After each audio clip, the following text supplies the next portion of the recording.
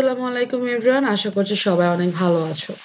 আজকে আমার ক্লাসের আলোচনা বিষয়বস্তু হলো ফার্নহিল, যেটি লিখেছেন ডায়লান থমাস। কবিতাটি বা ক্লাসটি সম্পর্কে শুরু করার আগে তোমাদেরকে আমি প্রথমে ডায়লান থমাস সম্পর্কে ছোট্ট করে ধারণা দিয়ে নিতে চাই। ডায়লান থমাসের পুরো নাম হলো ডায়লান মার্লিয়াস থমাস। তিনি 1914 সালে ওয়েলসের সুজনসি নামক একটি ছোট্ট শহরে জন্মগ্রহণ করেন। এখন ছোটবেলা থেকে কিন্তু ডায়লান থমাস ছিলেন প্রচন্ড বদমেজাজি, যৌবনে ছিলেন প্রচন্ড মদ্যপায়ী এবং নারী প্রেমী, এবং মাত্র 39 বছর বয়সে 1953 সালে উনি অতিরিক্ত মদ্যপান এবং লিভার সিরোসিসের কারণে মৃত্যুবরণ করেন। এই ছিল ডায়লান থমাস সম্পর্কে তোমাদের ছোট্ট ধারণা, ছোট ইনফরমেশন দিয়ে নিলাম।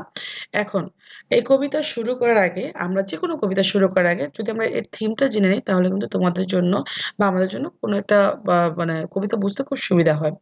এন্ড এই কবিতার যে মেইন থিম সেটা হলো টাইম, ইয়থ, হ্যাপিনেস এবং চেঞ্জ। এটা হচ্ছে মূল মেইন থিম। এখন এটাকে যদি আমি সোজা বাংলায় তোমাদেরকে বলতে চাই, তাহলে যেটা হলো, ছোটবেলায় একজন মানুষ যেরকমটা কেয়ার ফ্রি অথবা খুশি থাকে, সেটা কিন্তু কখনোই সে বড় হয়ে আর থাকতে পারে না। ওকে, এবং সে আগের মতো আর সেটা এনজয় করতে পারে না। এটা হচ্ছে তোমার এই কবিতার মেইন থিম। এখন আমি তোমাদেরকে এই কবিতার পটভূমি অথবা ব্যাকগ্রাউন্ড সম্পর্কে বলে নিতে চাই। আর এই কবিতার ব্যাকগ্রাউন্ড হলো, এই কবিতার ব্যাকগ্রাউন্ড মূলত আমি যেটা বলবো যে কবির ছোটবেলার স্মৃতি। ওকে, কবির একজন খালা ছিলেন যার নাম ছিল অ্যান জোন্স, এবং তার একটা মানে খামার বাড়ি ছিল, সেটা ছিল ওয়েলসে। তো ওনার যখন ছুটি হতো, কবির যখন ছুটি হতো ছোটবেলায়, তার অনেকগুলি অবকাশ, তো উনি বা ছুটি উনি ওই ফার্নহিলে কাটিয়েছিলেন। এবং ওই ওয়েলস কিন্তু স্টিল না খুবই সুন্দর, মানে গ্রেট ব্রিটেনের একটা অন্তর্ভুক্ত একটা উপদ্বীপ, এবং খুবই সুন্দর একটি এলাকা, প্রকৃতির মধ্যে ঘেরা, চারদিকে সমুদ্র এবং মাঝখানে পাহাড়, এবং সেখানে মূলত ওয়েলস অবস্থিত। এবং কবি এত আগে জন্মগ্রহণ করেছেন, তো বুঝতেই পারছো সেটা আরো বেশি সুন্দর ছিল। এবং যে সেই সৌন্দর্য কবিকে প্রচন্ড রূপে মানে উনি খুবই এনজয় করেছিলেন, যেটা মূলত উনি আহ এবং সেটাই উনি যখন বড় হলেন, বড় হয়ে মূলত উনি স্মৃতিকাতর হয়েছিলেন এবং এই কবিতাটি রচনা করেছিলেন। ওকে, তো এখন চলো আর আমরা কথা না বাড়াই, আমরা সরাসরি কবিতার টেক্সটে চলে যাই। এবং কবিতাটির টেক্সট শুরু করার আগে প্রথমে বলে নিচ্ছি, এই কবিতায় কবি প্রচুর পরিমাণে ফিগার অফ স্পিচ ইউজ করেছেন। For example, simile, metaphor, personification, এই তিনটেই মূলত উনি এখানে বেশি ব্যবহার করেছেন। এখানে উনি আম, কিছুটা তোমার এক্সাজারেশনও করেছেন বিভিন্ন লাইনে, সেটা আমি আস্তে আস্তে তোমাদেরকে বলে দিব। আর এই কবিতাটি 6টি স্ট্যান্জায় বিভক্ত, 54 লাইনের একটি কবিতা। সো এই ছিল কবিতার সারসংক্ষেপ। কিছু মানে যে ইনফরমেশন গুলো তোমাদেরকে দিয়ে নিলাম, আর বড় করব না, বেশি বড় করলে আবার তোমরা বোর্ড হয়ে যেতে পারো। তাহলে চলো সরাসরি আমরা এখন স্ট্যান্জা 1-এ চলে যাই। Now, as I was young and easy, under the apple box, about the listening house, and happy as the grass was green, the night above the dingle starry, time let me hail and climb, golden in the hades of his eyes. Okay, এত বড় করবো না, প্রথমে আগে দুই লাইনের একটা তোমাদের দুই লাইনটা বুঝিয়ে নিন। ফার্স্ট দুই লাইনটা কি? Now as I was young and easy, সেটা কবি ছোটবেলার কথা বলছে। কবি যখন ছিল ছোট এবং ইজি মানে কেয়ারফ্রি। আন্ডার দ্য অ্যাপল বাগস মানে সেই অ্যাপেল বাগসগুলি, আপেলের যে আপেল গাছের শাখাগুলির নিচে। অ্যাবাউট দ্য লিটনিং হাউস, এই লিটনিং হাউস দিয়ে কবি মূলত কবির যে খালার বাড়ি, খামার বাড়ির যে বাড়ি, লিটনিং হাউস হচ্ছে যে বাড়ি থেকে এটা খুব সুন্দর শান্তিময়, যেখান থেকে সবসময় সুন্দর মিউজিক আসতে থাকে, সেই বাড়িগুলিকে মূলত বলা হয় লিটনিং হাউস। তো কবি এখানে তার খালার বাড়িকে সেই লিটনিং হাউসের সাথে তুলনা করেছেন, যে খুব প্রশান্তিময় একটা বাড়ি। And happy as the grass was green, কারণ এই হ্যাপি কিন্তু কবিতার নিজেকে বোঝাচ্ছেন। এবং কবি সেই বাড়ির পাশে বা সেই বাড়িতে সে অ্যাপেল বাগগুলো আপেলের শাখার নিচে যে এতটাই খুশি ছিল। Happy as the grass was green, উনি এতটাই খুশি ছিল যেরকমটা গ্রাস, মানে একদম ছোট কচি গ্রাসগুলি যেরকম গ্রিন থাকে সেটা। এখন গ্রাস দিয়ে কিন্তু তোমার ইনোসেন্স বোঝায়, ঠিক আছে? অ্যান্ড গ্রিন দিয়ে বোঝায় ফ্রেশ, অর্থাৎ একটা ছোট্ট গ্রাস যখন জন্ম নেয়, সবাই তোমরা যখন কচি পাতা দেখো গাছের, সেরকম কিন্তু একটা হালকা মানে পাতা কালার, কচি পাতা কালারটা কিন্তু খুবই হালকা একটা গ্রিন থাকে। ওই গ্রিনটা দেখতে খুব ফ্রেশ লাগে এবং সুন্দর লাগে। সেটা বোঝায় কবি যে বালক, ছোট্ট বালক ছিলেন, ওই বালকটা ছিল সেরকম কেয়ারফ্রি, হ্যাপি, এবং তার মাইন্ড ছিল সেরকম ফ্রেশ, ইনোসেন্ট ছিল তার মাইন্ড, এবং সে তখন এই গ্রাসের মতো ততটাই হ্যাপি ছিল। The night above the dingle starry, এবং হচ্ছে নাইট অ্যাবভ, ডিঙ্গেল মানে হচ্ছে তোমার প্রচুর উপত্যকা, প্রচুর গাছপালায় ঘেরা উপত্যকা, অ্যান্ড স্টেরি হচ্ছে এই নাইটটাকে বোঝাচ্ছে তারা ভরা রাতে।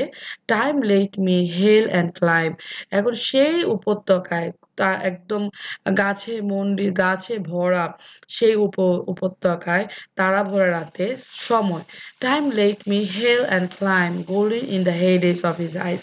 এখন দেখো টাইমকে এখানে পার্সনিফিকেশন করা হয়েছে।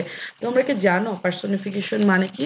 পার্সনিফিকেশন হচ্ছে তোমার একটা হচ্ছে ফিগার অফ স্পিচ, যেটার মধ্যে হচ্ছে এমন কোনো বস্তু, এটা মানবিক গুণাবলী দেওয়া দেওয়া, বিশেষ করে অ্যাবস্ট্রাক্ট থিংসকে, লাইক টাইমের কিন্তু কোনো টাইমের তো জীবনই নেই, সেখানে তো আরো অন্য কিছু মানবিক তো মানে মোরালিটি বা ওরকম কোনো জীবন, যে গাছকে দিলেও চলে, যে গাছের জীবন আছে, টাইমের তো কোনো কিছুই নেই, কিন্তু টাইমকে কিন্তু এখানে তোমার একটা সাবজেক্ট করা হয়েছে এবং তাকে মানবিক গুণে বলে দেওয়া হয়েছে। ফর এক্সাম্পল, তোমার বলছি, টাইম লেট মি, টাইম আমাকে অনুমতি দিয়েছিল, এখন টাইম কিভাবে তাকে অনুমতি দেবে?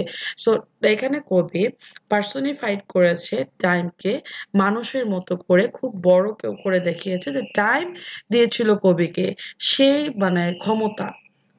হেল, হেল মানে হচ্ছে তোমার এখানে তোমার করা মানে, হেল মানে হচ্ছে তোমার অ্যালাউড করেছিল, and climb the golden in the heydays of his eyes, এবং সেই গোল্ডেন যে দিনগুলো, সোনালী দিনগুলিকে এনজয় করার জন্য, হিজ দিয়ে কবিতা ওই ছোট্ট বালককে বুঝিয়েছে যে তার চোখে দেখা সবচেয়ে সুন্দর সোনালী দিনগুলিকে এনজয় করতে টাইম তাকে সেই সুযোগটা করে দিয়েছিল, তাকে অ্যালাউ করেছিল। And honored among wagons, I was the prince of apple towns. এখন দেখো এই যে আমি কি যে বলেছিলাম কিনা ঠিক আমার মনে আসছে না, তোমাদেরকে বলে নিচ্ছি।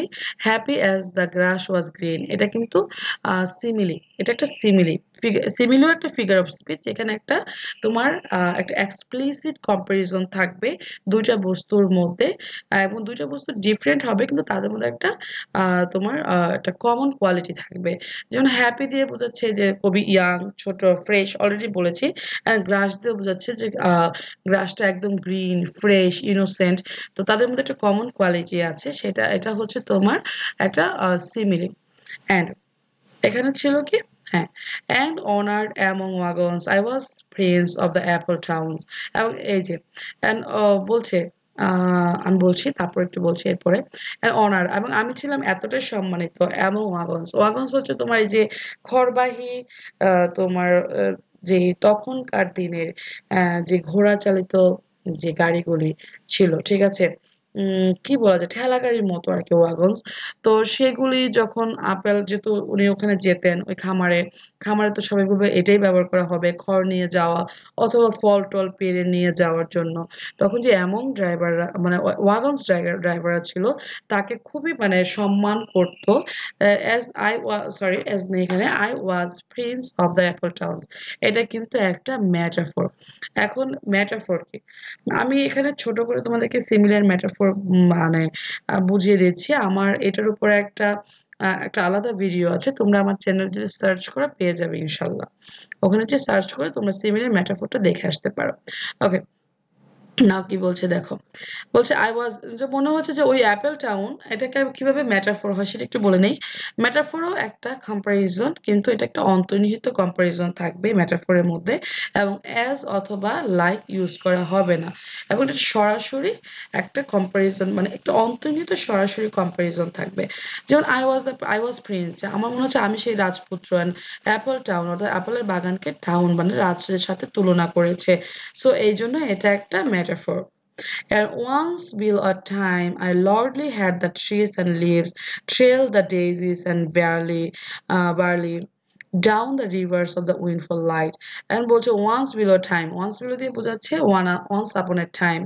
And Dylan Thomas যে প্রচলিত তোমার ফ্রেজগুলি থাকতো সেগুলিকে উনি নিজের মতো করে বানিয়ে নিতেন, নিজের মতো করে এটাকে কাস্টমাইজড করে নিতেন, এবং এটাই মূলত ওনার যে লেখনী ছিল সেই লেখনীকে উনি আরো বেশি মানে একটা নভেলটি দান করেছে, যে ওনার নিজস্বতা ছিল।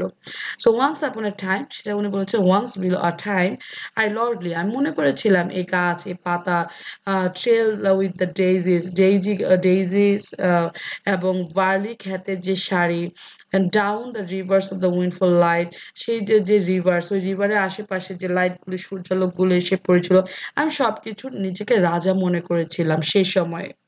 এটা ছিল তোমার ফার্স্ট স্ট্যান্জা। এবার second স্ট্যান্জা। As I was green and carefree, প্রথম যখন ইউজ করা হয়েছিল, প্রথম স্ট্যান্জায় কি ছিল? I was young and easy। এখন এখানে ইউজ করা হচ্ছে as I was green and carefree, famous among the worms।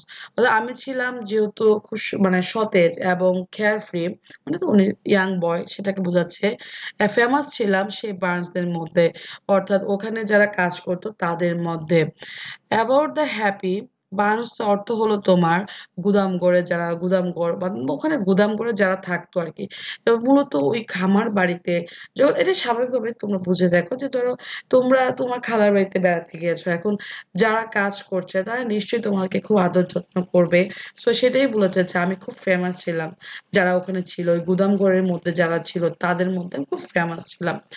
About the happy yard and singing as the farm was home and in the sun that is young once only, তাহলে সেই happy yard, সেই খুশিময় ইয়ার্ডে এবং গান গাইতাম যে আমার এই ফার্মটাই হচ্ছে আমার নিজের বাড়ি। In the sun that is young once only, সানকে বলছে যে সেই সূর্যের মধ্যে যেটা শুধু একবারই ইয়াং ছিল। এখন এটা কিন্তু কবি সানকে বোঝাচ্ছে না, কবি মূলত নিজেকে বোঝাচ্ছে যে ওই সূর্যটা যখন আমি খুব ছোট ছিলাম, কেয়ারফ্রি ছিলাম, ওই সূর্যটাকে মনে হতো যে আমি যেরকম মানে সুন্দর ইয়াং, ওই সূর্যটাও ইয়াং। কিন্তু যখন আমার বয়স হতে থাকলো বা যখন আমাদের মূলত বয়স হয়, তখন আমরা কিন্তু আগের মতো করে কোনো কিছুই এনজয় করতে পারি না। তোমাদেরকে একটা কথা বলি, ভাবো তো যখন তোমরা ছোট ছিলে তখন কি পরিমাণ রোদে দৌড়াদৌড়ি করতাম আমরা, খেলাধুলা করতাম, সবকিছুই করতাম, কিন্তু আমাদের শরীরে কিন্তু এটা ফিল হতো না। যখন আস্তে আস্তে আমাদের বয়স হওয়া শুরু করলো, তখন কিন্তু আমরা আগের মতো সেগুলি ফিল করতে পারি না। মনে হয় যে ও রোদে যাব, গরম লাগবে, দরকার নেই যাওয়ার। সো সেটাকেই বলছে, যখন আমি ছোট ছিলাম, ইয়াং ছিলাম, সানটাও ইয়াং ছিল, এবং এখন যেহেতু আমার বয়স হয়েছে, সো আমার মধ্যে রেসপন্সিবিলিটি এসেছে, আগের মতো আমি সেই সেই সানটাকেও কিন্তু আমি আগের মতো করে এনজয় করতে পারি না। Time let me play and be golden in the mercy of his means. এখন আবার বলছে, আবার টাইমকে এখন পার্সনিফাইড করা হয়েছে, যে সময় আমাকে দিয়েছিল খেলা করার জন্য, এবং সেই মানস, এটা আবার হিজ দিয়েও কিন্তু কবি নিজেকেই ছোটবেলা তাকে সেই ছোট্ট বালককে রিপ্রেজেন্ট করছে, অথবা তোমার যে কি বলে অ্যাড্রেস করছে। তার যে মিনস, তার যে ছোট্ট বালকের যে গোল্ডেন দিনগুলিকে এনজয় করার জন্য সে টাইম আমাকে অনুমতি দিয়েছিল খেলা করার জন্য।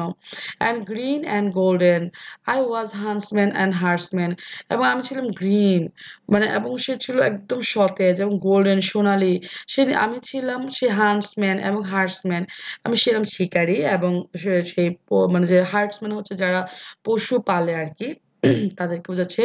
The calves sang to my horn, এবং যেই মানে ছোট বাছুরগুলি তারাও আমার যে শিঙ্গে, হর্ন মানে কবি নিজে বাঁশি বাজাতো, সেই বাঁশির সাজে গান গাইতো। The foxes on the hills barked clear and cold, এবং যে ফক্সেস গুলি ছিল সেগুলো হিলের উপরে, যে ফক্সেস গুলি তারাও আমার সাথে চিৎকার করতো খুব ক্লিয়ারলি এবং ঠান্ডাভাবে, এবং খুব সুন্দর করে তারা সবাই আমাকে একটা তোমার, এটা কি বলে, সবাই কবিকে বোঝাচ্ছে যে সবাই কবিকে খুবই তোমার ফেমাস ছিলেন, বা উনি সবাই কবিকে খুবই ভালোবাসতেন।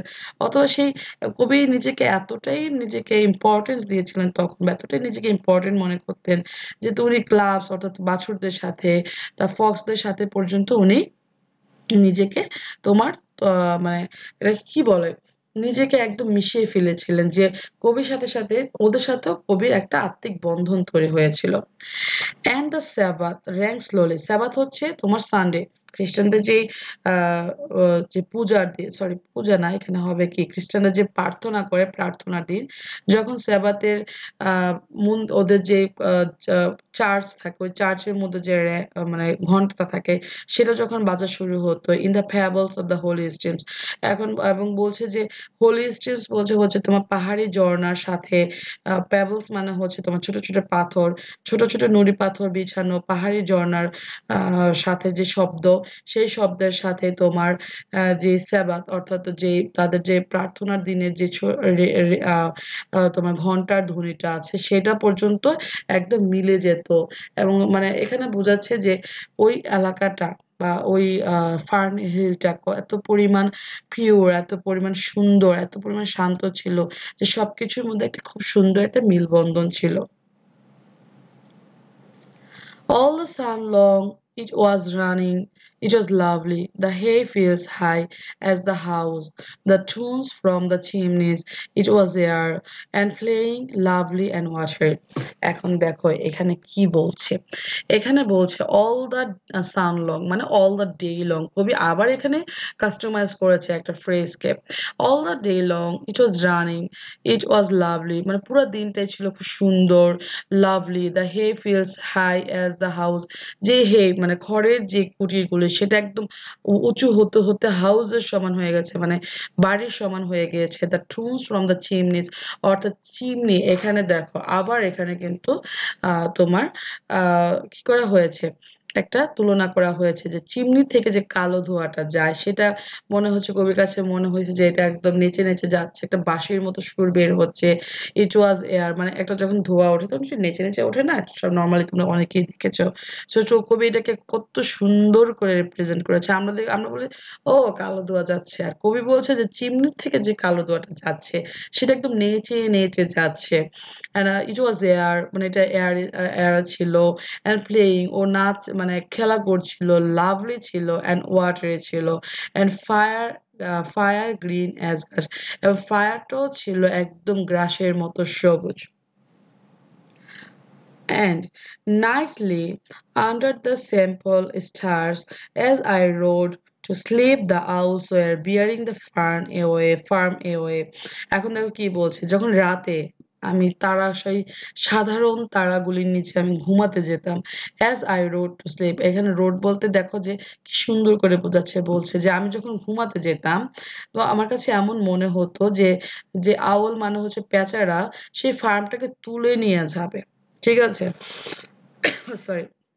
অল দ্য মুন লং, এখানে বলছে অল দ্য সান লং মানে দিনটাকে বোঝাচ্ছে, and all the moon long মানে অল দ্য নাইট কে বোঝাচ্ছে। All the moon long I hard blessed among stables the nightjars flying with the reeks and the horses flashing into the tracks, and বলছে যে পুরো রাত জুড়ে আমার কাছে এমন মনে হতো যে স্ট্যাবলস বলতে তোমাকে বোঝাচ্ছে যে তোমার আস্তাবল, ঘোড়ারা যেই জায়গায় থাকে সেটার মধ্যে, তারপরে ঘোড়ারা, ব্লেসড বলতে ঘোড়াদেরকে বোঝাচ্ছে, ব্লেসড অ্যামং দ্য স্ট্যাবলস মানে স্ট্যাবলস এর মধ্যে যে ব্লেসড ছিল, দা ব্লেসড বলতে এখানে সরি ঘোড়াকে বোঝাচ্ছে যে এখানে হর্সেস আছে, কিন্তু এই ব্লেসড বলতে হচ্ছে যে একদম তোমার লাইক মুখ মানে মোহ হয়েছে না বা জাদু করা সেরকম। এটার সাথে এই ব্লেসের সাথে নিচেরটা তোমাদের মানে তোমরা একটু পরে মিল পাবে, আমি একটু পরে বলছি। অ্যামং দ্য স্ট্যাবলস দ্য নাইটজার্স, নাইটজার্স হচ্ছে পাখি যারা রাত রাত পাখি আর কি না, টাওয়ালের মতো, যারা রাতে যে পাখিগুলিকে মূলত দেখা যায়। ফ্লাইং উইথ দ্য রেক্স মানে ওরা উড়ে যাচ্ছে, নাইট যারা যেরকম উড়ে যায়, আউলও যেরকম উড়ে যায়, সেরকম ভাবে দ্য হর্সেস গুলিও, আস্তাবলের যে হর্সেস গুলি তারাও মোহাচ্ছন্ন হয়ে ফ্লাশিং ইনটু দ্য ডার্ক, তারাও এই অন্ধকারের মধ্যে মিশে যাচ্ছে। And then to awake and the farm like a wanderer white with the dew come back, and the cock on his shoulder, it was all shining, it was Adam and Maiden, the sky gathered again। এখন দেখো কি বলছে, এবং উনি যখন জেগে উঠেছিল, ঠিক আছে, তখন মনে হচ্ছে ফার্মটা লাইক এ ওয়ান্ডারার, ওয়ান্ডারকে আগন্তুকের মতো, with white with the dew মানে সেই কিছু মানে সুন্দর সাদা কুকুর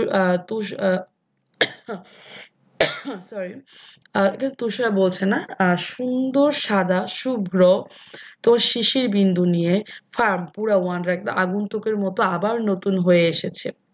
কাম back to the cock on his shoulder. এখন কককে বোঝাচ্ছে যে মোরগ যখন ডাকে তখন খুবই সজাগ হয়, যে মনে হচ্ছে যে তার কাঁধে, তার দিয়ে কাকে বোঝাচ্ছে, ফার্মকে বোঝাচ্ছে। আবার পার্সনিফিকেশন করা হয়েছে, ফার্মকে এখানে খুবই পার্সনিফাইড করেছেন, যে তার মোরগের কাঁধে, মানে ফার্ম তার কাঁধে মোরগকে করে নিয়ে এসেছে লাইক আ ওয়ান্ডারের মতো, একটা আগন্তুকের মতো। তার সাথে ছিল শুভ্র সুন্দর কুয়াশা, এবং সে আবার নতুন করে এসেছে। ইট ওয়াজ অল শাইনিং, এবং এখন সে একদম পরিষ্কার, একদম পরিচ্ছন্ন, সুন্দর শাইন করছে। ইট ওয়াজ Adam and maiden.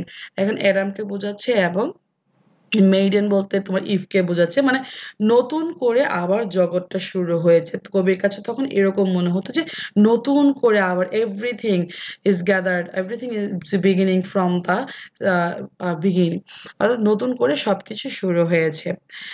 The sky gathered again and the sun grew round that very day. এবং মনে হচ্ছে যে আকাশটা আবার নতুন করে গ্যাদার্ড হয়েছে, সানটা নতুন করে মানে নতুন করে তার নতুন সুন্দর দিন শুরু করেছে। So it must have been after the birth of the simple light in the first spinning place, the spellbound horses walking warm out of the winning green stable to the field of praise. এখন দেখো কি বলছেন, এবং এখন উনি মূলত ওই দিনের পিকচারাইজেশন করবে কবি এখন, যে এটা আমার কাছে মনে হতো যে নতুন করে আবার সেই লাইট, নতুন সেই সিম্পল লাইটটা কিন্তু নতুন করে আবার শুরু হয়েছে, spinning place in the first spinning, আবার সেই আগের জায়গা থেকে। এবং ওই যে ঘোড়াগুলো, যে ঘোড়াগুলোকে ব্লেসড বলা হয়েছিল একটু আগে, যে তারা মোহাচ্ছন্ন, সেই স্পেল বাউন্ড হর্সেস গুলো একদম খুব সুন্দর শান্তি মতো তাদের স্টেবল থেকে, গ্রিন আস্তাবল থেকে বের হয়ে তারা খুব সুন্দর করে ঘুরছে সেই সুন্দর, অসাধারণ সুন্দর ফিল্ডের মধ্যে। And honored among the foxes and peasants by the gay house, under the new made clouds, and happy as the heart was long, in the sun born over and over, I ran my headless way. এখন দেখো কি বলছে, এবং এতক্ষণ তো ওনাকে কি করা হয়েছিল, যে উনি সব অ্যামোয়াঙ্গাসদের মধ্যে খুব ফেমাস, তারপরে যে যারা গুদাম করে থাকে তাদের মধ্যে উনি ফেমাস। এখন উনি চলে এসেছে ফক্সেস এন্ড পিসেন্ট। পিসেন্ট হচ্ছে এক ধরনের, মনে করতে হচ্ছে পিসেন্ট হচ্ছে এক ধরনের তোমার আহ এক ধরনের পাখি। হ্যাঁ, পিসেন্ট হচ্ছে এক ধরনের পাখি, ঠিক আছে, যেটা, ইয়েস, পিসেন্ট ঠিক আমি সরি মনে করতে পারছি না, বাট আমার যতটুকু মনে পড়ছে যে পিসেন্ট হচ্ছে এক ধরনের পাখি।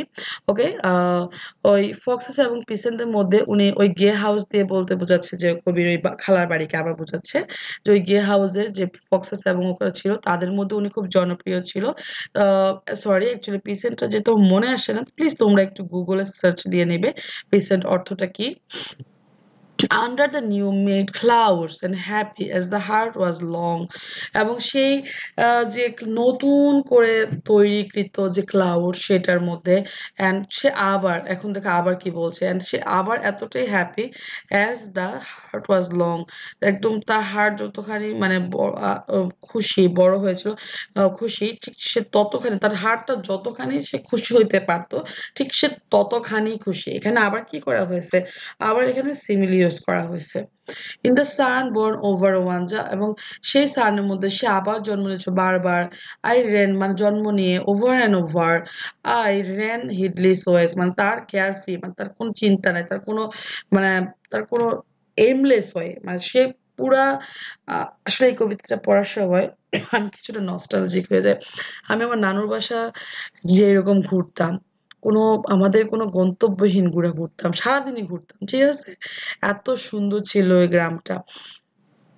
আমার নানুর বাড়ির গ্রাম হচ্ছে মূলত তোমার সোনারগাঁয়ে। তো সোনারগাঁয়ে বারুদি আশ্রম, হিন্দুদের ওখানে ওনারা অনেক যায়। সো সেই আশ্রমের আশেপাশে আমরা অনেক ঘুরতাম। গ্রামটা এত অস্বাভাবিক সুন্দর ছিল, মানুষজনও কম ছিল, কি যে সুন্দর ছিল, একটা খাল ছিল আর প্রচুর গাছ ছিল। তো অসাধারণ সুন্দর একটা গ্রাম ছিল, সেখানে আমি ঘুরতাম।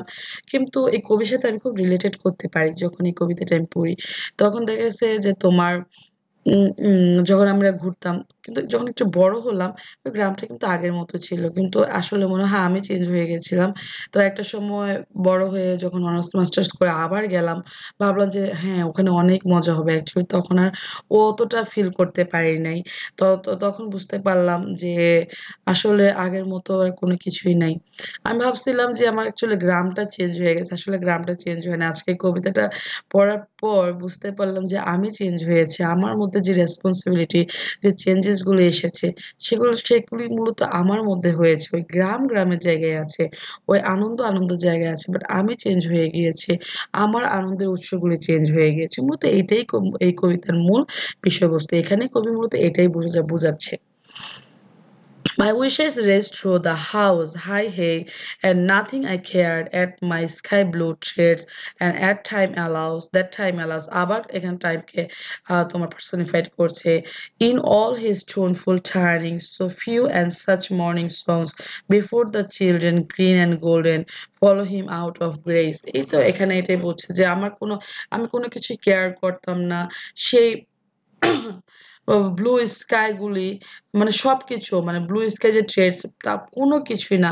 In his tuneful turnings, so few and such morning songs, সেই মর্নিং সংস গুলিতে আমি দৌড়াতাম বা আমি নাচতাম বা আমি এনজয় করতাম। বিফোর দ্য চিলড্রেন গ্রিন, যখন children green and golden follow him out of the grace. Okay, এখানে একটু ডিফারেন্ট। ওকে, আমি তোমাকে এটা একটু ভালো করে একটু বলি। ওকে, কি বলছে, in the San born over and over, যত আমি এই সানের মধ্যে আমি বারবার জন্ম নিয়েছি, আমি আমার হিডলেস ওয়েতে দৌড়িয়ে গিয়েছি। My wishes raced through the house high hay, আমার যে ইচ্ছাগুলো সেটা অনেক উপরে, যে যতখানি ওই হাউস হাই হে বলতে বোঝাচ্ছে যে একটু আগে বলেছিলাম যে হাউস, যে ঘরের যে গুদামগুলি, ওই গুদামগুলি তোমার সরি, খড়ের যেই গুদামই তো বলে, এটাকে ঠিক কি বলে? ওই যে খড় দিয়ে বড়, বড় মানে পাহাড়ের মতো করা হয় না? ওটাকে ঠিক আমার মনে আসতেছে না। হ্যাঁ, আমরা বলতাম খড়ের পাড়া, হ্যাঁ? খড়ের যেই খড়গুলি যে রাখা হয়, রাখতে একদম হাউসের সমান, বাড়ির ছাদের সমান হয়ে গিয়েছিল। আমার উইশেস গুলো ঠিক সেখানে চলে গিয়েছিল এবং আমি কোনো কিছুই কেয়ার করতাম না। As my sky blue trace, যেহেতু আমার স্কাই ছিল একদম নীল পরিচ্ছন্ন, দ্যাট টাইম অ্যালাউস, আমাকে সেই সময়টা সেরকম সুন্দর করে টাইম আমাকে অ্যালাউ করেছিল। ইন অল হিজ হ্যাঁ, that time allows in all his tuneful turning, এবং আমাকে সময় অ্যালাউ করেছিল তার সমস্ত যত রকমের টুনফুল, যত রকমের সুন্দর মাধুর্যপূর্ণ টার্নিং আছে, সেগুলিকে, so few and such morning songs, সবগুলোকে এনজয় করতে। Before the children green and gold, যতদিন না পর্যন্ত বাচ্চারা, মানে বাচ্চা বলতে খুবই নিজেকে ওই ছোট্টবেলা ছোট বেবি, মানে ছোট বালক কবিকে বোঝাচ্ছে, গ্রিন ছিল, ফ্রেশ ছিল, গোল্ডেন ছিল, follow him out of grace. Nothing eye care in the lamp white days, আমি কোনো কিছুই কেয়ার করতাম না সেই সুন্দর ল্যাম্প হোয়াইট ডেজ গুলিতে। অ্যাকচুয়ালি আমি কোনো কিছুই কেয়ার করতাম না। এখন ল্যাম্প হোয়াইট ডেজ দিয়ে কি বোঝাচ্ছে? ল্যাম্প হোয়াইট ডেজ দিয়ে বোঝাচ্ছে, lamb white days দিয়ে বোঝাচ্ছে in the happy and innocent days of childhood or boyhood, and the lamb suggests here innocence and purity. The word white also suggests purity, অর্থাৎ the lamb white days, ওই যে কবি যে ছোটবেলার যে দিনগুলি আছে সেই দিনগুলিকে এখানে সাজেস্ট করছে। That time would take me, time আমাকে নিয়ে গিয়েছিল, up to the swallow thronged loft by the shadow of my hand, আমাকে শ্যাডো অফ মাই হ্যান্ড দিয়ে কবি এখানে কি বোঝাচ্ছেন? Time by the shadow of my hand, up to the swallow thronged loft. এখন up to the swallow thronged loft, এই স্ট্যান্সটা একটু কঠিন, তোমাদেরকে একটু আমি ভেঙে ভেঙে বোঝাই, একটু সময় নিয়ে বোঝাই। এবং তোমাদেরকে বলছি, যারা তোমরা স্টিল নাও আমার ভিডিওটি দেখছো, তোমাদেরকে অনেক ধন্যবাদ যে তোমরা আমার ভিডিওটি দেখছো। এবং তোমাদেরকে আমি একটা রিকোয়েস্ট করে নিতে চাচ্ছি, যদি আমার ভিডিওটি দিয়ে তোমাদের একটুখানি উপকারিত হও তোমরা, তাহলে প্লিজ আমার চ্যানেলটি সাবস্ক্রাইব করো। And যদি কোনো প্রবলেম থাকে, বুঝতে কোনো সমস্যা হয়, তাহলে আমার চ্যানেলে তোমরা লিংকে, মানে কমেন্টে কমেন্ট করে আমাকে জানিয়ে দিও, আমি ট্রাই করবো তোমাদেরকে হেল্প করার জন্য। সো চলো এখন আবার আবার আমরা আগের জায়গায় চলে আসি। বলছে যে আমাকে টাইম নিয়ে গিয়েছিল up to the swallow thronged loft. Swallow thronged loft দিয়ে বোঝাচ্ছে যে ক্রাউডেড উইথ শ্যালো। শ্যালো হচ্ছে এক ধরনের পাখি যেটা অনেক উপরের দিকে উড়ে অ্যান্ড লফট হচ্ছে upper part of the roof, মানে রুফের উপরে যে শ্যালোটা থাকে ওই পাখিগুলি থাকে। হ্যাঁ, সেই পাখিগুলি যে উপরের দিকে থাকে সেখানে আমার সময় আমাকে নিয়ে গিয়েছিল। সময় আমাকে তার by the shadow of my hand, এবং সময় তার নিজের হাত দিয়ে আমার হাত ধরে সেই উপরে নিয়ে গিয়েছিল। In the moon that is always rising, এবং আমাকে এত উপরে নিয়ে গিয়েছিল সেই চাঁদে, বা চাঁদ দিয়ে বলতে এখানে রাতকে বোঝাচ্ছে, যে রাত কখনো শেষ হবে না। Not that riding to sleep, মানে বলছে এই চাঁদটা যখন উঠছিল সেখানে ইজ অলওয়েজ রাইজিং, সেই চাঁদটা বা সেই রাতটা যখন শুরু হয়েছিল আমাকে ওই বা সময় আমাকে সেখানে নিয়ে গিয়েছিল, যেই চাঁদটাকে মনে হতো যে সে আর কখনো ঘুমাবে না, সে এবার চাঁদটার কাছে আমাকে নিয়ে গিয়েছিল, অথবা এখানে বলতে মন দিয়ে বলতে রাত, সেই সুন্দর রাতটা কখনো শেষ হবে না। I should hear him fly with the high fields, এবং সেখানে আমাকে নিয়ে যাওয়ার পরে আমি শুনেছিলাম যে সেই যে ওই যে হাই ফিল্ডস গুলি আছে সেই ফিল্ডস দিয়ে সে পালিয়ে যাচ্ছে, সময় আমাকে রেখে পালিয়ে যাচ্ছে। and wake to the farm forever fled from the childless land, এবং আমি জেগে উঠেছিলাম সেই ফার্মেই, আমি জেগে উঠেছিলাম যখন আমার মধ্যে আর সেই চাইল্ডহুডনেসটা ছিল না, সেই চাইল্ডলেস মানে আমার যে শিশু সুলভ যে দিনগুলি সেই ল্যান্ডে, সেটা আমার মধ্যে ছিল না। আমি কিন্তু তবুও আমি সেই ফার্মে জেগে উঠেছিলাম। Oh, as I was young and easy in the mercy of his means, time held me green and dying. যদিও আমি ছিলাম যে চাইল্ডিশ ছিলাম, ইয়াং, আমি ইজি ছিলাম আমার মনের মতো। তারপর সময় আমাকে গ্রিন এবং ডাইং, গ্রিন করে রেখেছিল। অ্যান্ড ডাইং, যদিও আমি মানে গ্রিন করে ধরে রেখেছে, সরি, টাইম আমাকে বলছে যে আমি যদিও কেয়ারফ্রি ছিলাম, মানে ইজি ছিলাম, ইয়াং ছিলাম, কেয়ারফ্রি ছিলাম, তার ওই বা শিশু সুলভ বা বালক সুলভ অবস্থায়, কিন্তু সময় স্টিল নাও আমাকে ধরে রেখেছে গ্রিন এবং গ্রিন করে। Dying though as I sang in my change like a sea, যদি আমি মারাও যাচ্ছি, বা যেহেতু আমার এজ হয়ে যাচ্ছে, বয়স হয়ে গিয়েছে, যদি আমি মারা যাব, সো আমি যদি মারাও যাই, আমি সমুদ্রর মতো করে গান গাই। এখন সমুদ্র কিভাবে গান গায়, এখন এটা দেখো, I sang in my change like the sea, আবার এখানে সিমিলে করা হয়েছে। এখন বলতো সমুদ্র কিভাবে গান গায়, কঠিন হয়ে গেল না? হ্যাঁ, সমুদ্রের যে গর্জনটা আছে না, সেই গর্জনের সাথে কবি মূলত তার যে গান সেটাকে তুলনা করেছে। সো এই ছিল তোমার ফার্নহিল কবিতা। আমি চেষ্টা করেছি তোমাদেরকে বোঝানোর জন্য, এবং নতুন ভিডিও না নিয়ে আসা পর্যন্ত আশা করছি তোমরা আমার সাথেই থাকবে। So thank you so much for watching my video.